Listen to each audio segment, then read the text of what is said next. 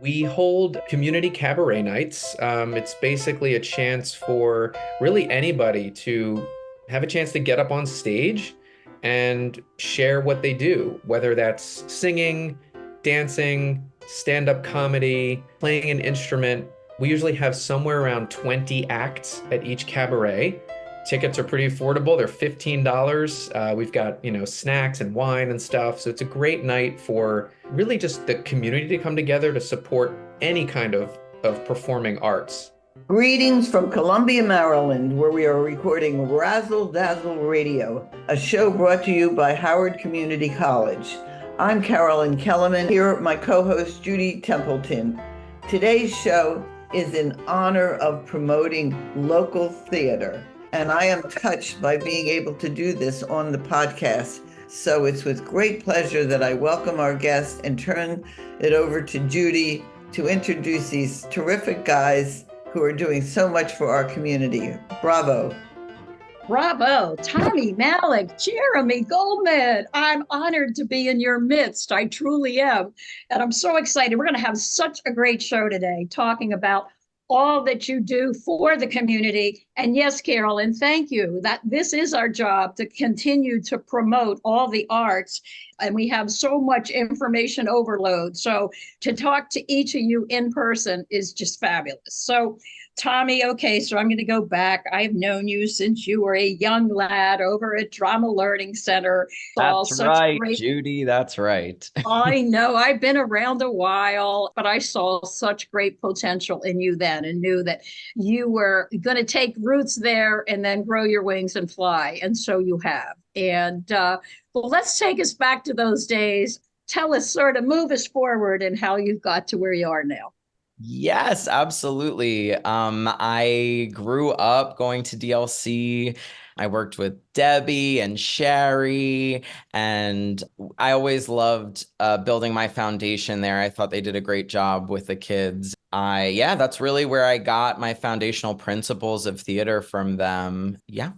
Okay, so from there, how have you gone from, and we will be talking Silhouette Stages in just a little while with Jeremy, but so you had then joined forces with them at some point and then have created your own company, which is just a beautiful partnership that both you and Jeremy do to offer theater of many forms and genres. So take us to the next step from there. Yes, indeed. Well, when I graduated from UMBC, I founded a theater company called the Purple Light Theater Company. And I had already done a few shows at Silhouette Stages, and I continued to work with them through my time building my small theater company in Baltimore. And at some point, I joined the board of Silhouette Stages. And then a couple years down the line, I became actually the first artistic director of Silhouette Stages. Silhouette Stages was my first sort of community theater home that I ever was a part of. And so it's a very special organization to me. And I continue to love and support everything they do over there. From right before the pandemic, my business partner, Rachel Sandler, and I decided to rebrand the Purple Light Theater Company as the Baltimore Theater Collective. And we planned our first season, and then the pandemic unfortunately happened. So we had to put that season on hold. When we came back from the pandemic, we had worked with an organization called Heritage Players a few times, but right before and through the pandemic, actually producing virtual work. And we decided with them that we were going to merge our organizations as we felt that both organizations were sort of at a perfect crossroads, and we saw the opportunity for that merge to happen. So we've now formed the Maryland Theater Collective, and we just finished our first full season as a collective between those organizations. And it was wonderful and a wonderful joy to see how we've built community through that first season.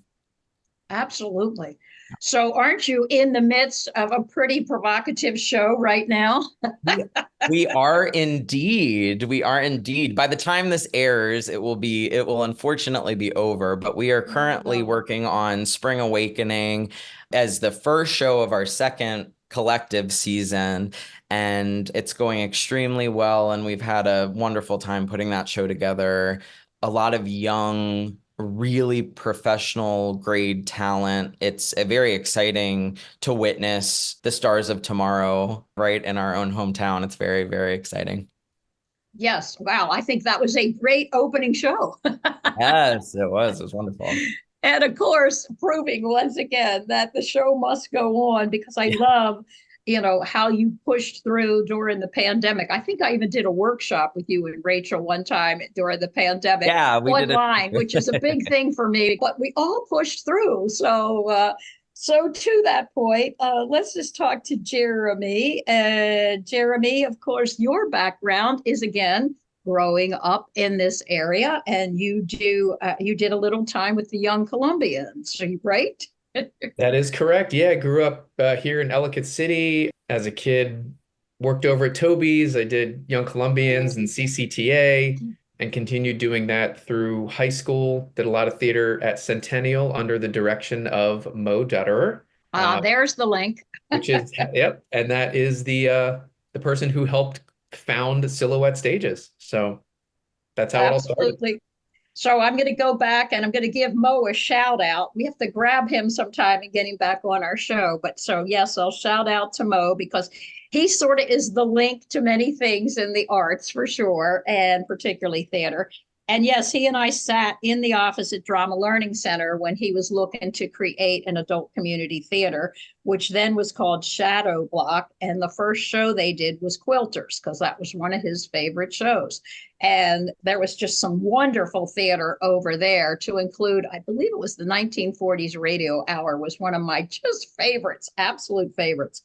I don't know why Mo wanted to retire, but he did. And he couldn't have passed the baton to anybody better than you, Jeremy. I mean, you took Silhouette Stages and have taken it higher and continue to take it higher. And the quality and the shows that you continue to put on are just amazing. So let's talk about what you chose as your first show of this season. Not Too Shabby. Not too shabby, yeah. And thank you. I will say, I think Tommy and I both are surrounded by great people. Certainly, we are leaders of our organizations, but it really takes a village. And I think it's a credit to our volunteers and board and all of the hundreds of people that, work on this. But yeah, we have an enormous season coming up. It's actually our 20th season. If you do the math, it's technically our 21st year, but when you factor in COVID, it's our 20th season. So, okay. So we figured let's go big. So we're kicking it off with a 20th season gala right there at the Horowitz Visual and Performing Arts Center in September. We'll have County Executive Dr. Ball will be there. It's going to be a really big event. We're excited about that. Both a fundraiser and just a celebration of the history of the organization. And then we kick it off in October with Evita. Couldn't have chosen a bigger musical there to kick things off. Okay, I know the fall's going to be happening. Let's just go back real quick to the gala. Can you tell us the date? We'll post it and talk about it later too. Sure, yeah. It's September 28th over at HCC, the Horowitz Center. We're accepting sponsorships and tickets. Actually, by the time this airs, tickets will be on sale for that. That's fantastic. And now back to Don't Cry for Me, Argentina. Let's hear it. Okay. So was that rough to cast? Going in, casting was actually a pretty big concern. I mean, you need some seriously big talent. We had a big priority on diversity. And so, those two things, we were a little nervous, but we did just announce our cast, and it's fabulous. Couldn't have asked for a more talented, more diverse cast of folks. I think it's going to be great. Oh, yes. All right. So then followed by what's the next show in the season? We thought we'd follow that up with a smaller show. I'm just kidding. We're doing Kinky Boots in the winter, which I will be fortunate to direct. Yes, I heard very that excited too. about that one. That'll be March 2025. And yeah, another one, same scenario. A little nervous about finding this incredible talent that we need for this one, but we'll get there. This area is so packed full of talent. Absolutely. And then isn't that followed by a whimsical show? Yes. Shall I Following that, say? we have Seussical, directed by one of our favorite directors, Stephen Foreman, who is coming off, I think, his second Watch Award for Best Director, which is very exciting. And then I'll just keep going. We've added a fourth show for this season, which is a play, The Crucible, Arthur Miller play, directed by our new artistic director, Henry Sear. I'm really most proud of the diverse artistic offering we have. You know, when you look Yes. at Evita, Kinky Boots, Seussical, and The Crucible, four very, very different offerings for the community. I would say from Evita to the Crucible and in between. Yes, that is definitely diverse theater right there. And so let's go back to you, Tommy, because I want to hear the other shows you're going to be offering too. And then to Carolyn's point, you will see why that we are so blessed here in Howard County and the surrounding areas for the theater that we bring to the people. So, okay, so Tommy starts with Spring Awakening, Yeah. which is going to wake you up. Okay, It so will, not a light little jaunt for sure. not, but then take us to your next part of your season. So for our next couple shows after that, we're very fortunate and very excited to have two new works written by local authors. Marshall Logan Gibbs has a new play called Monster, which sort of explores, it's a retelling of Julius Caesar for the digital age, which is very exciting, and we'll have some fun opportunities for tech and things like that. So I'm very excited for that one. The next one is a silly show. It's called Pocket Mon. It's a parody musical of a famous commodity that I will not mention here for fear of being sued. And I wonder what that could be. But that is written by a couple fantastic local artists as well, Brandon Feltz and Mike Perry Jr. Mike is actually starring right now in Beautiful at Olney Theater Center, but he's I believe he wrote the music for it.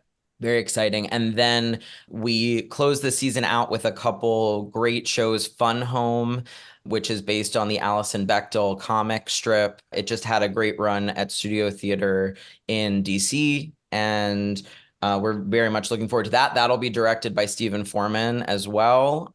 He's going to be busy. Yes, he will. He likes to stack his work, but we love to see it because he's an awesome director. I agree. Very exciting. And then we close the season out with our first sort of teen main stage musical, which will be based on a popular film that I cannot yet announce. Oh, darn. But I'm sure it'll be so We fast. promise not to tell anybody. Come on. No, I know. And maybe by the time this airs, it'll be, but I can't say it right now. So I'm kidding you. Wow. Okay, so going back to your word too, Jeremy, I mean, this is great, diverse theater. And it's not only diverse because we have so many different genres of it, because it plays to so many different audiences. And, you know, Tommy, I mean, let's face it, you are younger, so we'll admit it. We like you anyway. But I mean, the thing is that you bring theater that is more appealing to some of the younger folks. And, you know, I'm still trying to get used to some of it. I saw The Lightning Thief and, you know, so I'm still trying. Yeah. So, and it's so good to be able to have some of the old and the new and that we can mix it up. And so to that point, I think it's really special. And maybe Jeremy, because you had told me this originally, speak to the point of how that you work together, that your organizations work together, you know, to quote the cliche, you make the circle bigger. So speak to that for a minute, Jeremy, if you would. Yeah. I mean, as Tommy said earlier, there's kind of a natural connection. Tommy and I met in 2015 when we did Spam-A-Lot at Silhouette Stages. Oh, and by the way, Mo was in that show as well. So I saw it. yeah, after, I think maybe during that run, Tommy mentioned he was directing a show at his previous company, Purple Light Theater. And so I did a show there, and then Tommy came back and was our artistic director. There's just such a natural connection. I feel as though we're doing very similar but slightly different things in very different spaces. Our theater space is very different. Maybe we serve a slightly different community. I mean, there's just a very natural connection there. And, you know, we like to promote there activities on our social media. They do the same for us, sharing of resources and people. I think it is kind of a great example of what companies could do together. I was about to say there's a huge crossover of talent and the people involved, which is very exciting. I think it keeps things fresh for everyone involved to kind of move between such great organizations, not only ours, but many through the area.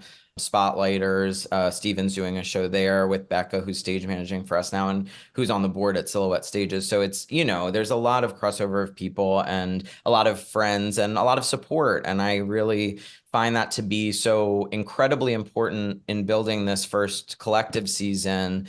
Just seeing the support we've gotten from each other throughout the community, not just monetarily, but of every sort of resource, time, energy, love, talent, technical equipment, whatever the case may be. And that's just so pure. And I absolutely love that. Having taught here for as long as I have in the area, I would always recommend to students other classes to take because I would say, there's so many people to serve and so many people to serve us. So when we spread it out, that's really serving the people. And theater I call theater serving arts. We are serving people. And of course, people in theater are going to go anywhere anyway to try to find gigs. So why not help them out? We didn't mention too, Tommy, where you do have your theater. So speak about the spot that you're in. Yes, absolutely. So we perform out of the Chesapeake Arts Center in Brooklyn Park, Maryland. It's a great organization. They offer a billion kinds of art classes from ceramics to fine arts to painting to sculpture to anything you can think of, classes for kids and adults alike. And they have been such a wonderful community partner. We've performed in both of their theater spaces. They're the Hammond's Lane Theater, which is their big proscenium. We performed Ragtime in Concert with a 30-piece orchestra and a 60-person cast on that stage. And then we typically perform in the smaller space, the Studio 194, which is their black box theater in the back of the building. And we love it there. It's a very unique space and a lot of opportunity to kind of make it your own per production. You have a lot of spaces there to choose from for sure. And so just in case people don't know where Silhouette Stages is located, Jeremy, you want to tell us? Yeah, we perform at Slayton House, which is in the Wilde Lake Village Center in Columbia, Maryland, a stone's throw away from the mall. And one of the most exciting developments, I'm not even sure if I've gotten this news to Tommy yet, but we just secured a partnership with Silhouette Stages to hold all of our auditions and rehearsals at Slayton House. That is a big accomplishment. Very exciting. I'm say. Very exciting. It's huge. So previously, we would rehearse basically wherever we could, local churches, people's basements, any space we could find. And so it's just... And I can't wait to tell Mo. It's really kind of a groundbreaking step to have dedicated. I give you big space. Credit. To that point, anybody in theater knows that when you can have everything in one spot, it makes it so much easier. And to your credit for all the different places that you all have rehearsed and stored things and all that, it really proves the old cliche of the show did go on no matter what. But I am thrilled, and nobody deserves it better than you all. So it speaks to being tenacious for sure. So great. I'm so happy to hear that. I truly am. Tommy, I want to go back to you because something I thought of too is that besides being a director and an actor, you have a little something to do with hair. Oh. Tell us about your other hat of being a wig master. Yeah, I work professionally as a wig designer. My current most common residency is at the Classic Theater of Maryland in Annapolis. I absolutely love working there. There's always a sort of a new period piece and new types of styles to be working on there. And yeah, I provide wig services all through the community. when I can. But yeah, I that's something that I picked up out of necessity for shows that I was directing that needed hair pieces. And I happened at the time to be working at a wig store. So it all just kind Oh, of, that's great. I didn't know yeah, that part. very, very randomly. And so it all just sort of fell into my lap, but it's been very lucrative for me and I really enjoy doing it. So I'm happy that that sort of passion, has become a business for me now. So Absolutely, because you need something else to do too, so sure. For sure. another thing that I love that Silhouette does is your cabarets. So Yeah. tell us about your cabarets, Jeremy. Yeah, we hold community cabaret nights. It's basically a chance for really anybody to have a chance to get up on stage and share what they do, whether that's singing, dancing, stand-up comedy, playing an instrument. We usually have somewhere around 20 acts at each cabaret. Tickets are pretty affordable. They're $15. We've got, snacks and wine and stuff. So it's a great night for really just the community to come together to support any kind of performing arts. We're shifting those a little bit. We've started doing themes with our cabarets. So we've had a young artists cabaret, which is for performers 18 and under, been very, very popular. And the talent, as Tommy said, in this area is really, really mind-boggling.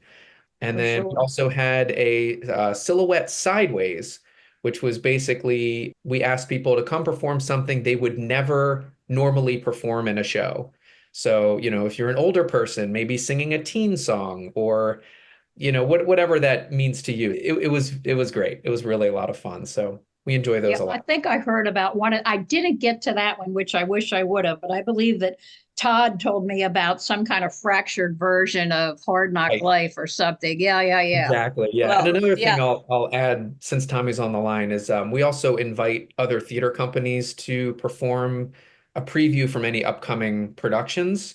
And so I think that's a really fun thing. If MTC is doing a show a couple weeks out, they can come do a song and help promote their production. See, I love that. When is the next cabaret? Our big gala has replaced our fall cabaret. Okay, it would. All And right. so the Yes. next cabaret will be in February of 2025. Okay. All right. Sounds really far away. Yeah, but we all know it's not. Yep. All right. So here's my question to both of you before we're going to have to wrap it up here. So, what was the most favorite show either one of you have been in? Okay. As an actor, singer, performer, think for just a second. All right, Tommy, I'm hitting you first. Oh man, it's a toughie. I think, oh, I'd have to tie two, and it would have to be Cabaret at Silhouette Stages. Oh, I Yeah, loved you in that. thank you, thank you. Yeah, that was just a wondrous production in so many ways.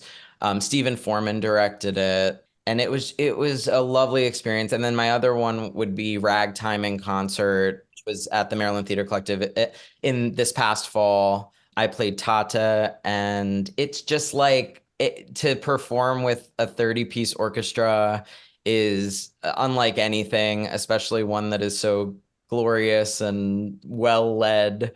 So it really that was a wonderful experience as well. You're making my heart beat faster thinking about that. Yeah. Yeah. Cabaret was wonderful, though. I loved it.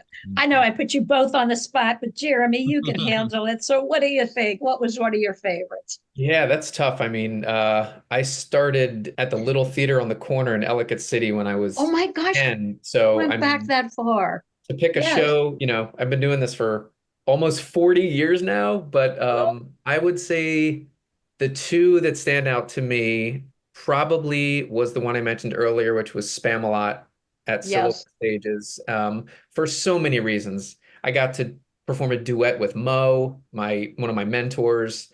I met so many amazing people. That's where I met Tommy and a whole bunch of friends.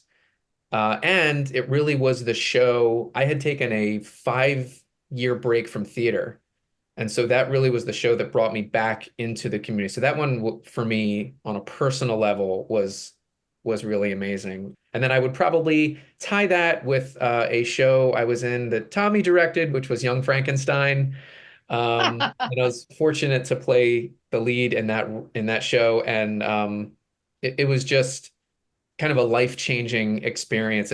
I felt like that was the show that I always wanted to do, the role I always wanted to be, that I never knew was there. So huge, I'll always be grateful to Tommy for not only giving me the role, but for pushing me to. I had to beg you to audition for that show.